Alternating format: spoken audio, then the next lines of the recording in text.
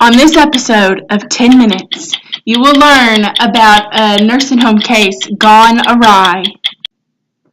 Thanks for joining me today on 10 Minutes. We're going to talk about a nursing home case. Can you give me an overview about it? In this particular case, a family of an elderly patient sued a nursing home in the state of Texas. Their family member went into the nursing home's care after a simple surgery for a femoral fracture. Her health when she was admitted was in good shape. Her stay was only projected at 6 weeks, and that was simply to recover from the surgery. She was fully continent. Her skin was completely intact on the day of the admission. Her care plan consisted of PT, OT, and ambulating freely to the restroom. During her projected stay, her health declined rapidly.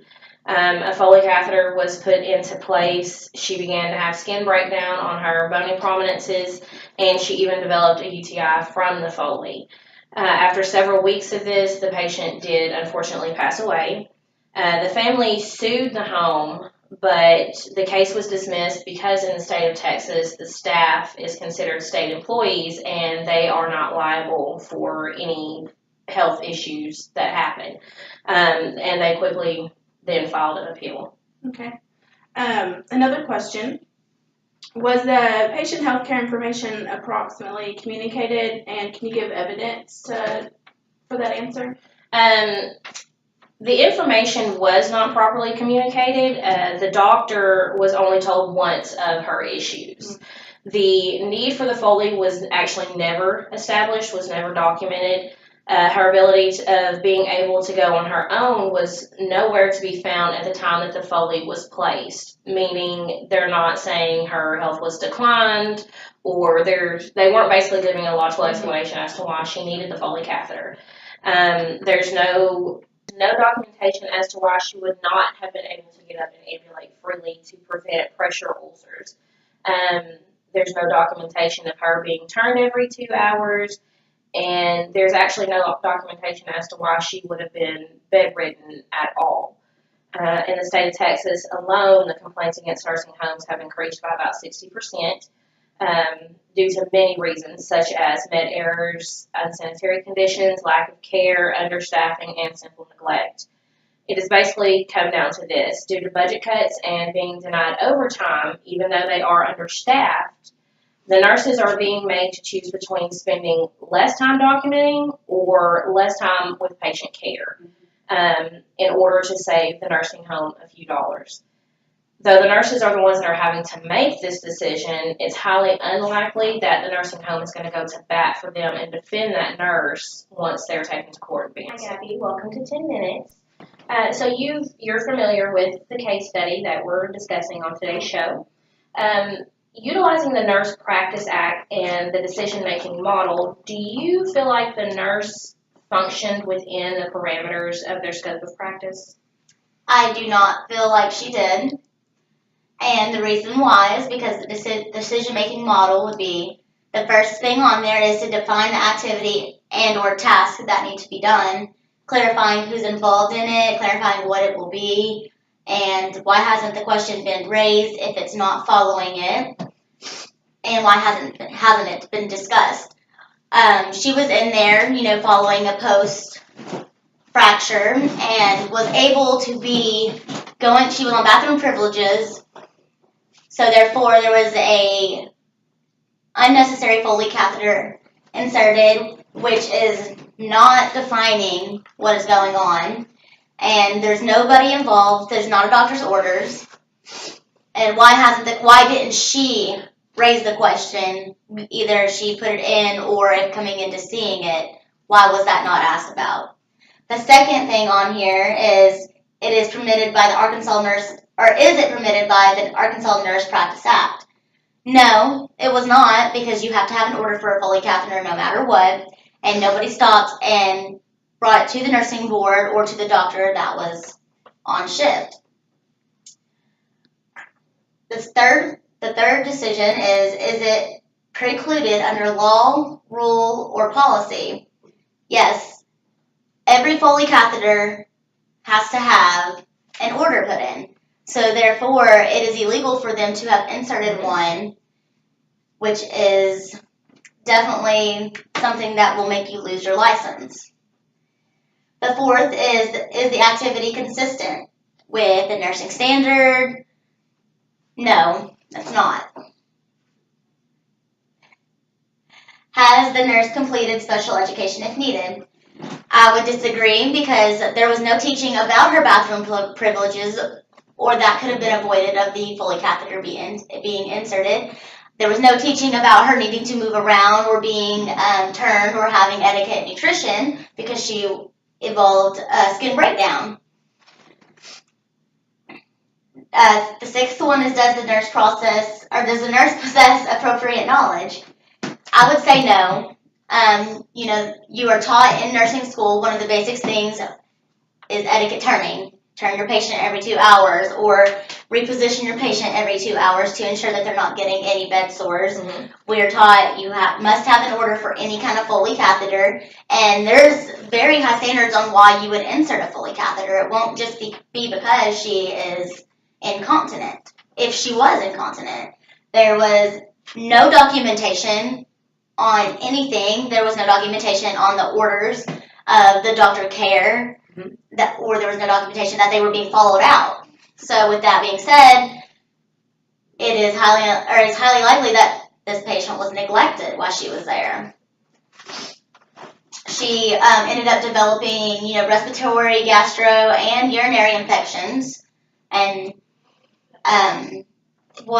developed even more fractures due to transfer. All of that is documentation of inappropriate knowledge. The seventh one is their documentation evidence of competence and skill. Once again, no, following everything that I've been saying. There was no documentation for anything. Would a reasonable and prudent nurse perform the act? I would say no. It was clear that physical, mental, and health status were changing and she was showing deterioration. Any nurse would notice that during a physical assessment. Any nurse should know to raise the question, why does my patient have a Foley catheter in with no documentation? With her, she's not incontinent. The last but not least on the decision making is this nurse ready to accept the consequences? It's hard to say, but I would say that she may not be ready, but she should have had more knowledge of what could actually happen. The lack of her care and her knowledge for actually losing her license was not there. Hi, Ashley. Welcome to 10 Minutes. Hello. I just have a one simple question for you about the case study. Are the nursing actions in the case that is addressed in any of the National Patient Safety Goals? Well, the National Patient Safety Goals, there's 5 goals, and the first one is identifying the resident correctly, using meds safely, preventing infection, preventing residents from falling, and preventing bed sores. In this particular case, with the information we have, preventing infection was not met. Stated earlier, the patient did have a UTI, and there was no evidence shown that a Foley catheter was needed. The patient was fully continent upon admission, so that right there tells you that a Foley catheter was not needed. And then more infections where she had a respiratory infection, a urinary infection, GI infection, and pressure ulcers that led to infection.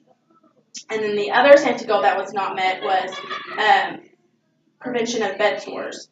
When she came into the nursing home for PT and OT, as previously stated, she was able to ambulate through PT and OT and had bathroom privileges. So when it was found during this case that she had multiple bed sores on prominent bony areas, that led to the belief that she was not turned properly, she did not have proper nutrition, she did not have correct fluids, and that she was just kind of left by herself without help. And another reason the bed sores were raised to the attention was that when she was admitted, her skin was intact. And so those two were big through the whole case. 10 minutes. So just a quick question. In the case study that we're discussing today, was the nursing process utilized appropriately? No, I don't think so because there was no documentation to show the need for a catheterization. The patient developed a UTI that could have been prevented. Developing bed sores as a result of not being ambulated or trained properly was not in that either. The bed sores were also caused by poor nutrition when her meals could have been monitored closely for INO and had nutritional supplements also. Good afternoon, Tiffany. Welcome to 10 Minutes. So in the case study that we are discussing, do you feel the nurses follow the policies and procedures established by the facility in which they're employed? No, because the policies and procedures are in place to start with, even if the facility is neglectful in their practice. Okay, and why do you feel that way? Well, the patient's skin was intact and she was continent on admission. So the patient developed multiple pressure ulcers due to inadequate turning and poor nutrition. A Foley catheter was inserted for no reason. Documentation later showed that that need for catheterization had not been established. Documentation of BRP was nowhere to be found, and the patient developed a UTI soon after catheterization. In the long run, proper documentation is necessary. With a case like this going to court, if the nurse do not cover his or her tracks, the facility has an advantage to use the nurse as a scapegoat to save itself. Therefore, the nurse must assess the working conditions of the facility and decide if working there is worth their license. Good afternoon, Christina. Welcome to the show. So in our case study, how could this incident have been prevented? This incident could have been completely avoided simply by not inserting a Foley catheter.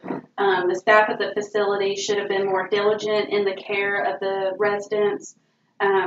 This particular resident was continent and her skin was intact upon admission.